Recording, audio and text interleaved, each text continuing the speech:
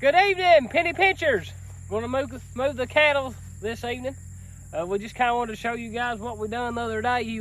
We showed you how we had the paddock set up, and we're gonna show you how fast and simple it is. So we just got our reels laid on the ground across the electric fence here. That was a little trick in the last video. That fence is electrified. So be sure to pick up that reel by the handle and not by nothing else, or it will eat you up. So we're just going to tighten this up down through there so they won't step over it. And we're going to take this post right here and pick this wire up.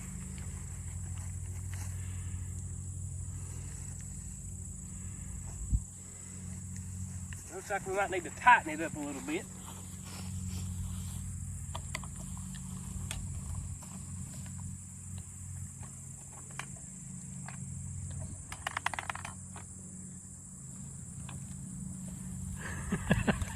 Why'd you jump? I might or might not have got into that top strand. So that's it, guys. It's tight. It's done. All we got to do, we're going to roll this up a little bit, and we're going to put it on the back side of our water trough so the cows can get access to water, and we're going to cut them off to what they're just coming out of.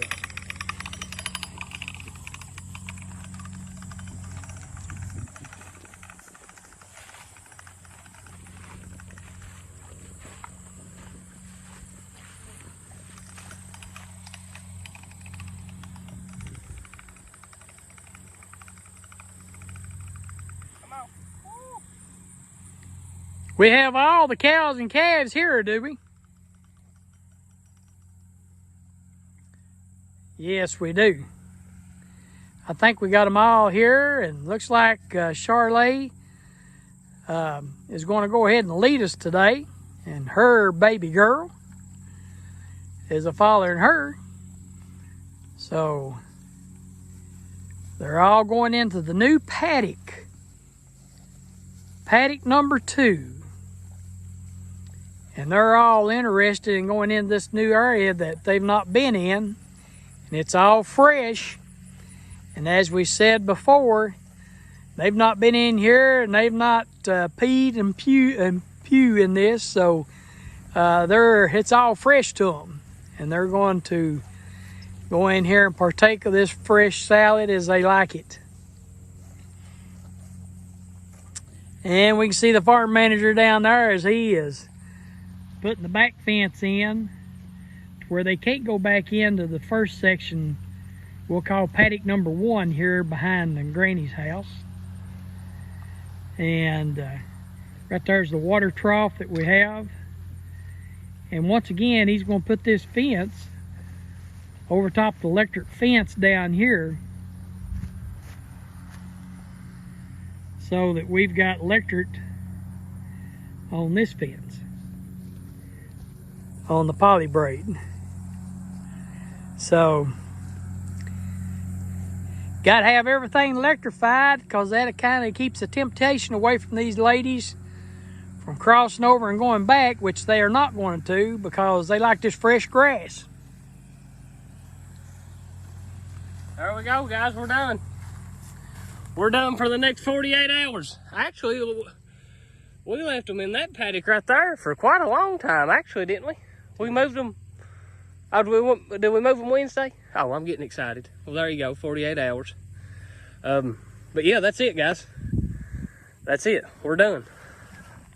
So what we'll do today's Friday, probably Monday. We don't do nothing on Sunday if we can keep from it.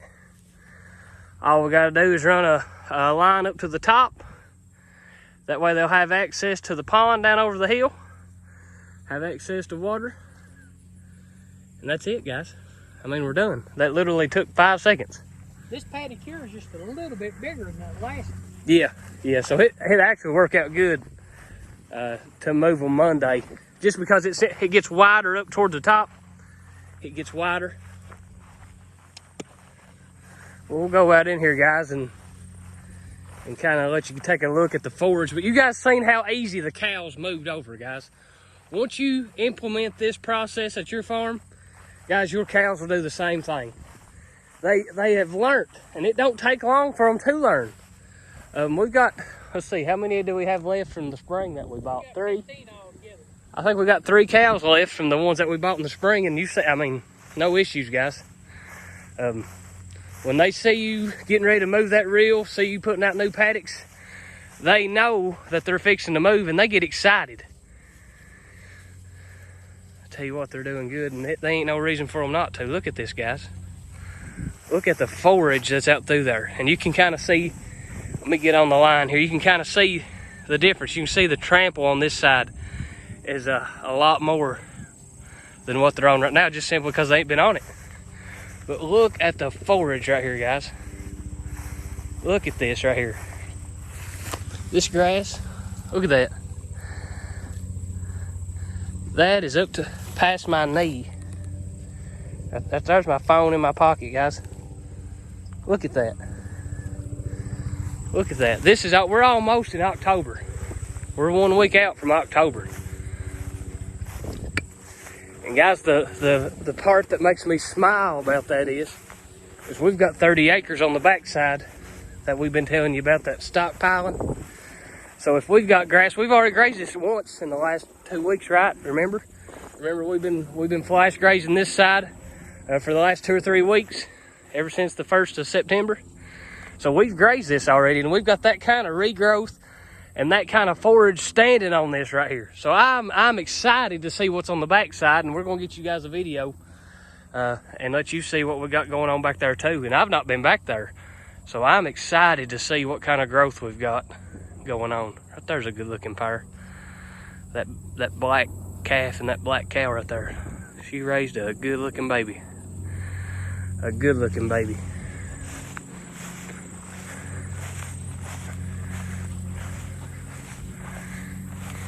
Down here, look at it, guys. I just tell you, I'm kind of amazed myself at the forage that we've got that's grown back in just a few weeks time right here. I am very, very pleased with what I'm seeing. And these cows, I tell you what, that's what they do, guys. If you'll notice, these cows, they're taking one bite and going. They're not having to stand still and dig and root around to find a piece of grass. They're taking the very best bite that's within next reach. They're eating it and going on to the very next. I think Greg, Judy, and a lot of those guys describe it as candy. And that's exactly what it is, guys. That first top third of the plant has the highest protein, highest sugar content. It's the best. It tastes the best. It has the best nutrients in it. And that's exactly what they're getting. Every bite that these cows are taking is the very best that they can possibly get to, guys. And that's in every single case that when you move your cattle, that's what they're getting every day, all day. That's why they're so fat and so slick and doing so good, guys. They're getting nothing but the best every single bite. If you leave your animals in the same spot all the time, they're eating that top third today. They're getting the middle third tomorrow. And by that 4th and 5th day, they're getting down to the dirt, getting down to the roots, taking that plant completely out of the picture, guys. And then you're taking away everything that you're working for. That plant's not going to regrow fast. It's not going to flourish. When you just take the top third of that plant off, when a cow just bites that top third and leaves, guys, that's just like stimulating. It seems like it grows that much faster when they just take that one bite off the top. Guys, it does something to this grass, and I wish I could scientifically explain it to you, but I can't. But I can see it. I can see the results of doing this right here, guys, and we strongly encourage you all to do the same.